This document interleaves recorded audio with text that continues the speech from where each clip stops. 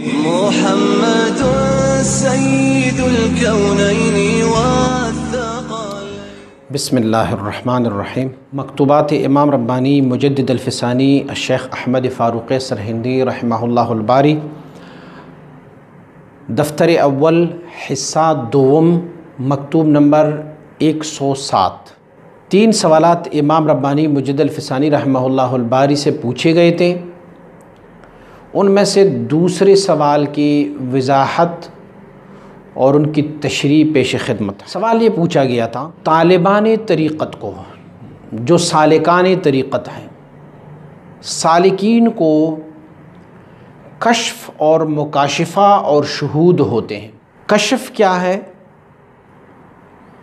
वो चीज़ें जो रब्ब कायनात इस राह तरीक़त पे चलने वालों पर कुछ मग़ीबात को मुनकशिफ़ फरमा देता है, उन्हें आश्कारा कर देते हैं। और वो अगर उनकी मुतख़य्यला और ख़याल में हो तो उस ख़याल को वो मुतशक्कल शक्ल अता फ़रमा के उस चीज़ को अल्लाह रब्बुल इज़्ज़त इन सालिकीन पर वाज़ेह फ़रमा देते हैं। अंबिया अलैहिस्सलातु वस्सलाम की मुअज्जिज़ात में से एक मुअज्जिज़ा ये भी था कि मा तद्दखिरून फ़ी बुयूतिकुम, वो चीज़ें जो आप लोग अपने घरों में छुपा के बैठे होते हैं, उन चीज़ों के बारे में हज़रत ईसा अला नबीना अलैहिस्सलातु वस्सलाम की मुअज्जिज़ात में से मुअज्जिज़ा ये है कि आप बताया करते होते थे, आप फरमाया करते होते थे, आपने घर में ये चीज़ रखी हुई है और ये चीज़ आपने खाई है या ये चीज़ आपके घर में रखी हुई है।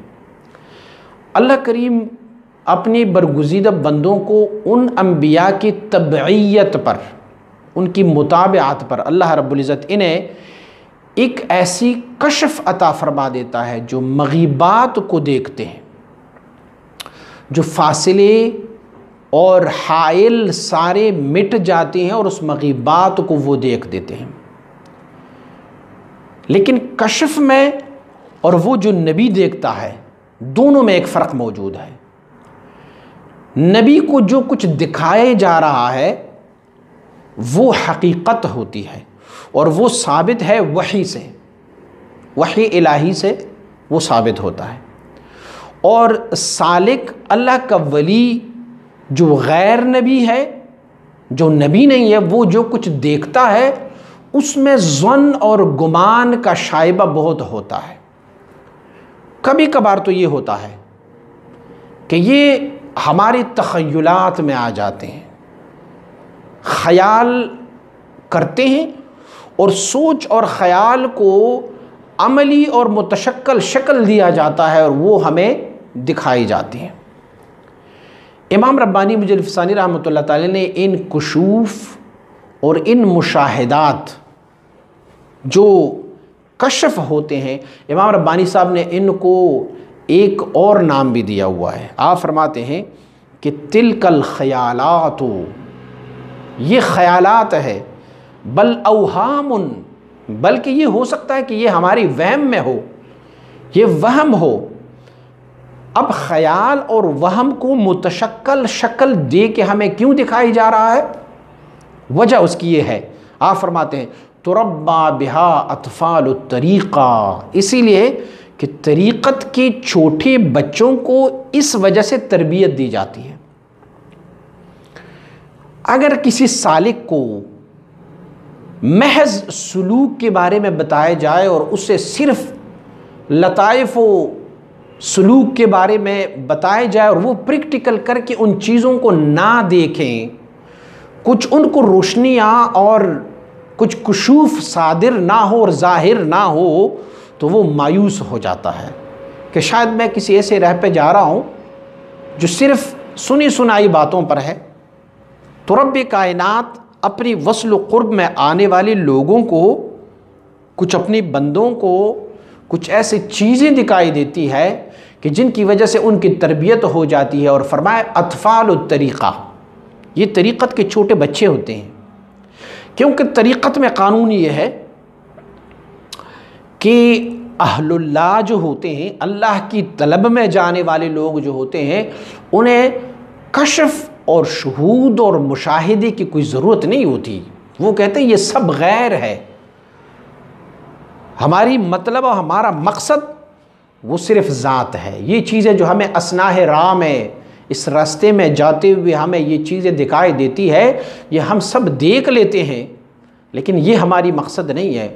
और अतफाल, छोटे बच्चे जो होते हैं, तरीक़त में नव आमूज़, नए मुब्तदी सालिकीन, उनको जब दिखाई देते हैं तो उनको रुग़बत और तरगीब देने की वजह से ये चीज़ें दिखाई देती हैं कि ऐसा ना हो कि ये बंदा इस रास्ते पर जा रहा है और बिना कुछ देखे ये मायूस ना हो जाए।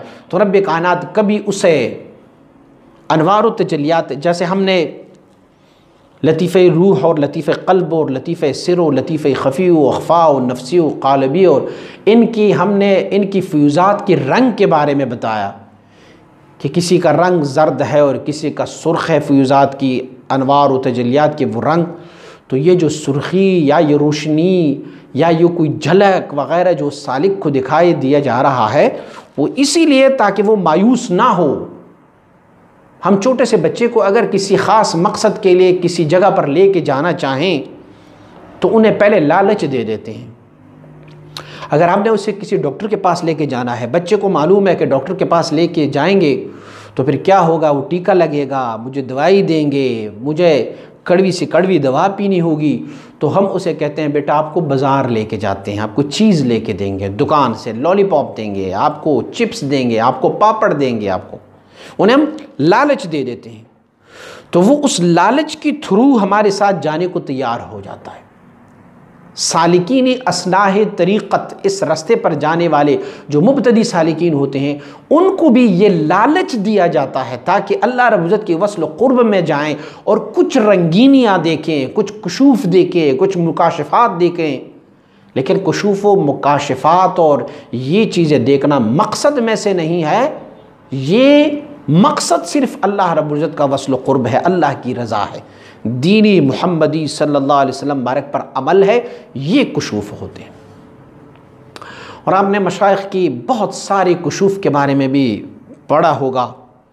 इमाम रब्बानी मुजद्दिद फ़सानी रहमतुल्लाह अलैह से इस मकतूब शरीफ में सवाल पूछा जा रहा है कि हुज़ूर ये बताएं कि एक बंदा जिसको कशफ हो जाता है और उसे शुहूद हो जाती है, मुशाहिदा हो जाता है, तो क्या उसमें शैतान की भी कोई इल्क़ा का दखल होता है?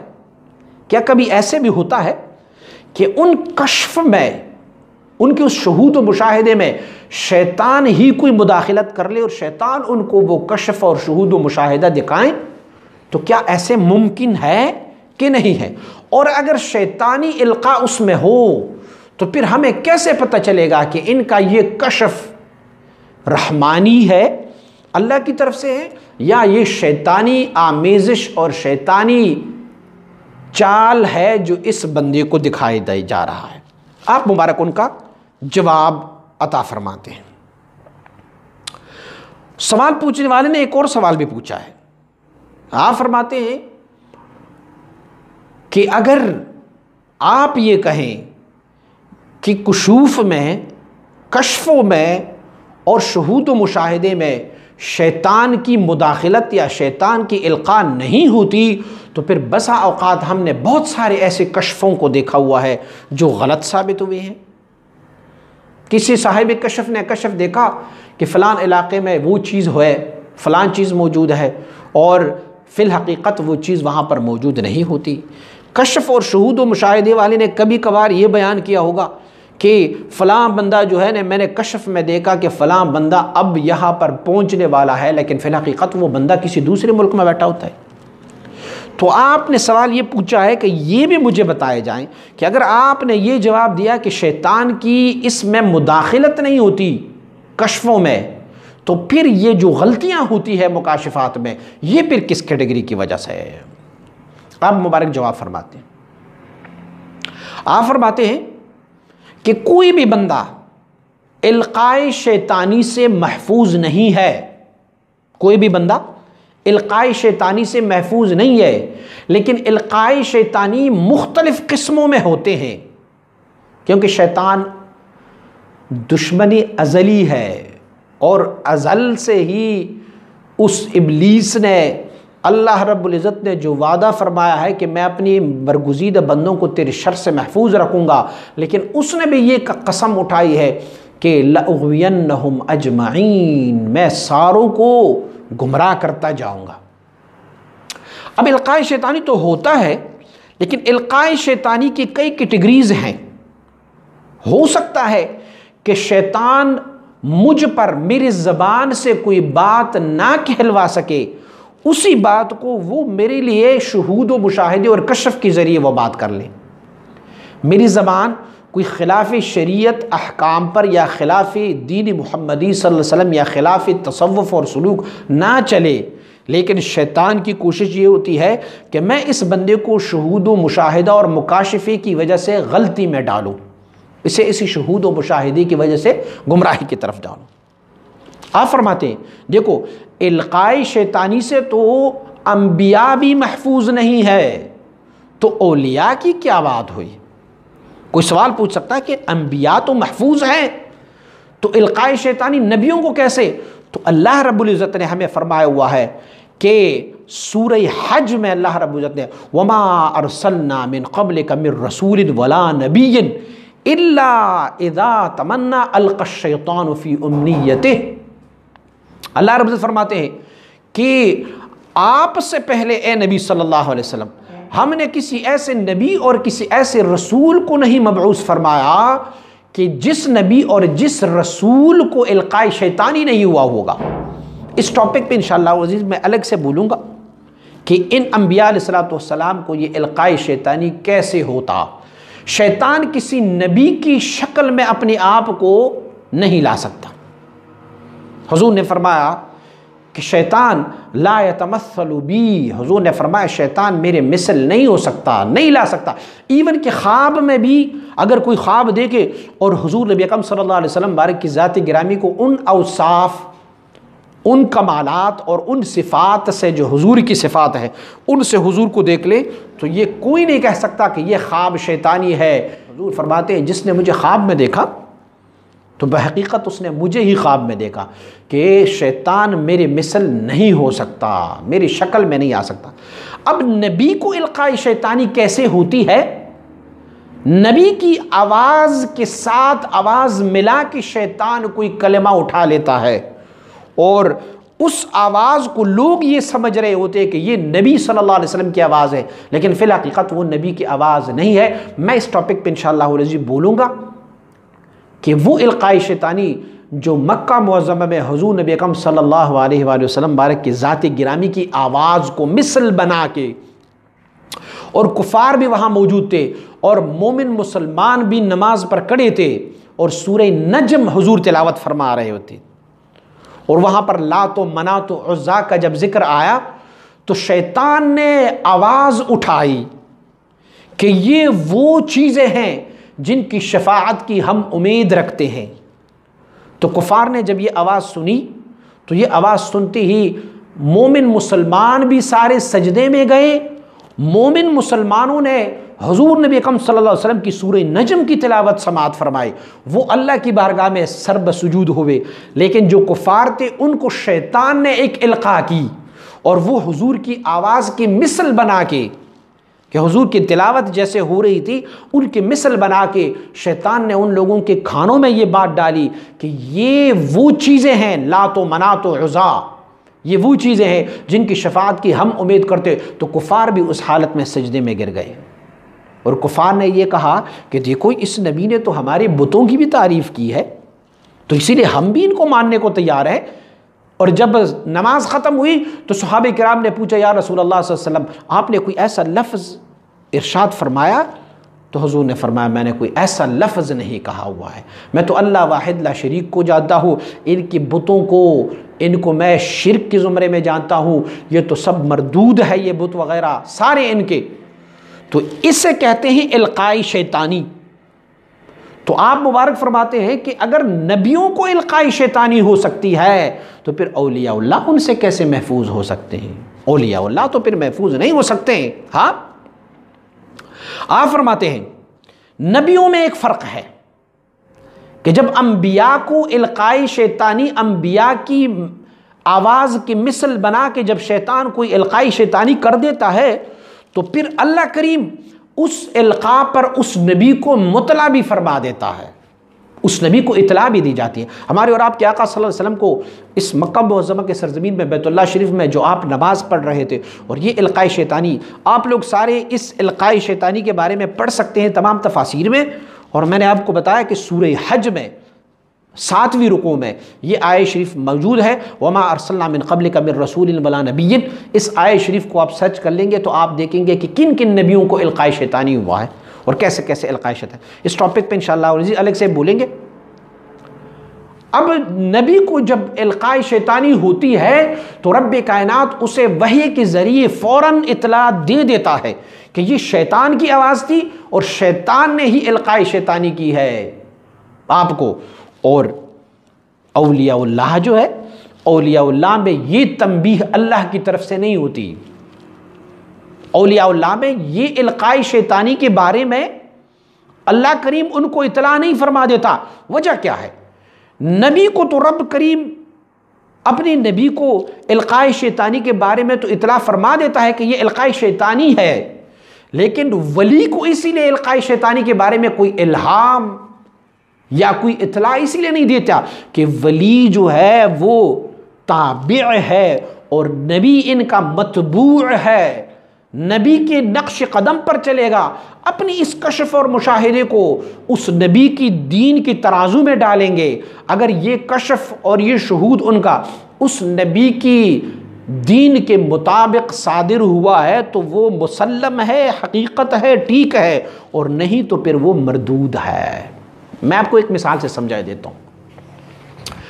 गुनियत तालिबीन में हुजूर सैयदना शेख अब्दुल कादिर जिलानी रहमतुल्लाह तआला का तज़किरा है और आप अपने तज़किरे में फरमाते हैं कि मैं एक जंगल में था, अल्लाह की इबादत के लिए मैं गया और उस जंगल में था तो जंगल में मुझे बादल का एक टुकड़ा दिखाई दिया जो आसमान पर था।